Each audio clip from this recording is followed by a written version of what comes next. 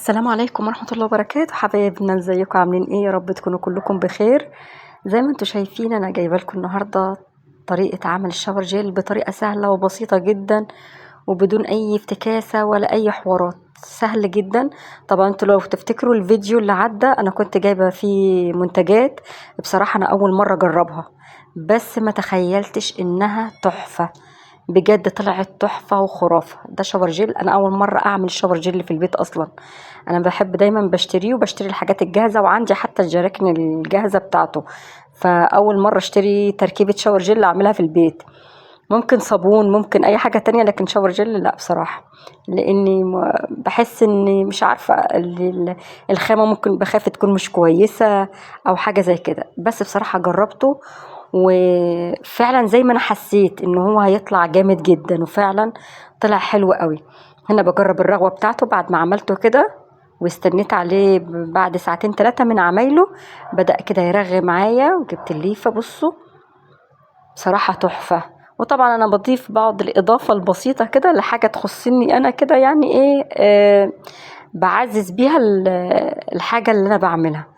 فهتشوفوا في الفيديو انا عملت ايه وايه الاضافة اللي انا ضفتها كمان ليه خليته حلو كده وبالشكل ده. طبعا الريحة يمكن فضلت عندي والله العظيم، قضيت اليوم كله. تاني يوم الريحة انا كنت جايباها بالعطور الفرنسية، فكانت الريحة فجة جدا.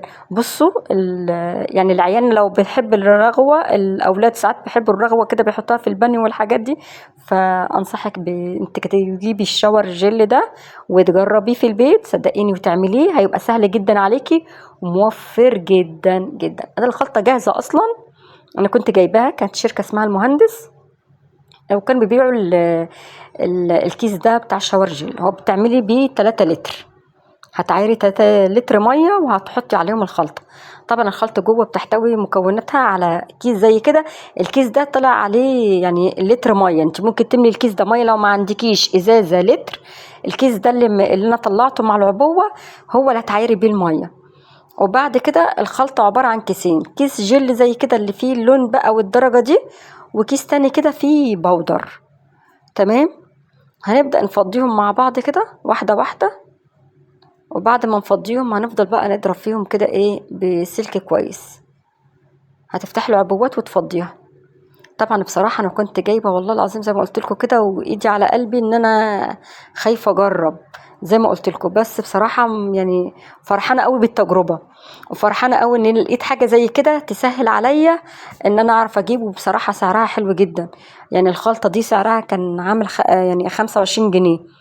فما ان دلوقتي لما تحب تجيبي الشاور جل دلوقتي عندك من 80 ل100 و100 وشوية كمان، فعلى ايه الاسعار المبالغ فيها دي بصراحة يعني.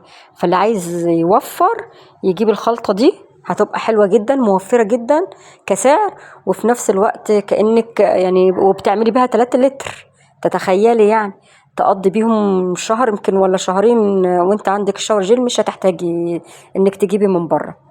المهم حطيت الكيس البودر والكيس الجل وقعدت زي ما انتم شايفين كده ايه اضرب فيهم جامد. اهم حاجه انك تخلطي المكون كويس، ما تستعجليش عليهم. انا عايزه ادوب، لازم تدوبي البودر كويس قوي في الجل. البودر حبيباته كده بتبقى تخينه شويه، فلازم يعني معلش تصبري شويه يعني تضربي فيه. لو مش قادرة تضربي بالمضرب عندك هاند بلندر ممكن تضربي بيه. طبعا هنا حبيت ايه اخلط المية واحدة واحدة، ما نزلتش بالمية على طول.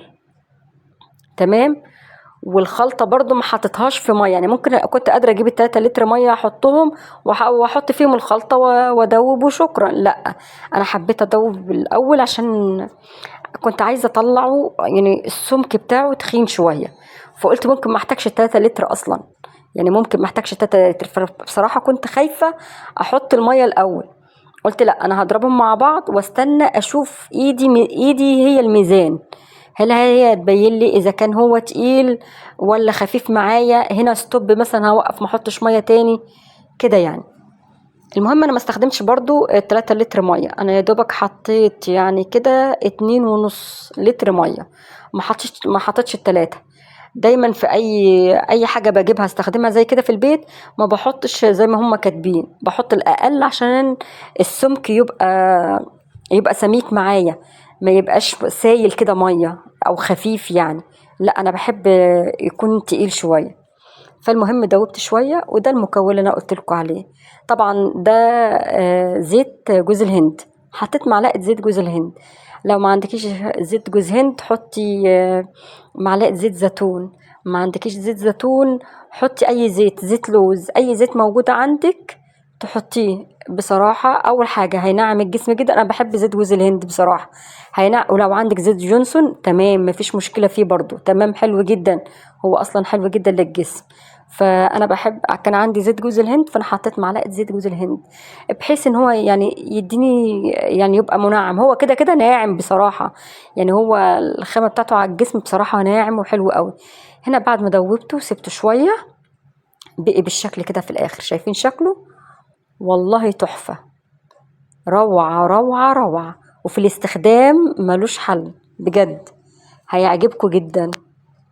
هنا بعد ما عملته وكده استنيت عليه في حدود ساعتين تلاتة، ما تعمليش وتسيبيه على يعني وتشتغلي بيه على طول، لا، سيبي الرغوة اللي عليه، بيبقى عليه رغوة على الوش كده، تسيبيها تهدى وبعد كده تعبيه. اي ازايز عندك طبعا دي الازايز انا فاضيه، شفت انا كنت بستخدم ايه، انا كنت بجيب الحاجات دي والله العظيم.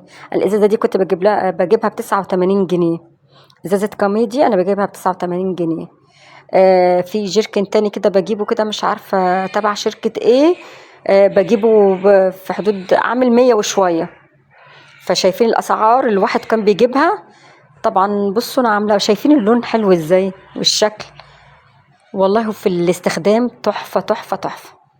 وانا قلت لكم انا هجرب حاجة الشركة دي، لو طلعت حلوة هتبقى على ضمانتي، وهقول لكم هاتوها وجربوها. يا ريت ما تنسونيش في اللايك والشير والاشتراك في القناة لو الفيديو بتاعي عجبكم زي ما قلت لكم كده بالظبط، عشان انا التفاعل قليل جدا على القناة بجد، لدرجة الواحد بييأس. بس الفضل يرجع لكم طبعا ان شاء الله كده. يا رب الفيديو يكون عجبكم. وهنا بعد ما عملت الشاور جيل في الازاز كده بقي كأنه زي الجاهز بالظبط. يا رب الفيديو عجبكم، شكرا لكم والسلام عليكم ورحمة الله وبركاته.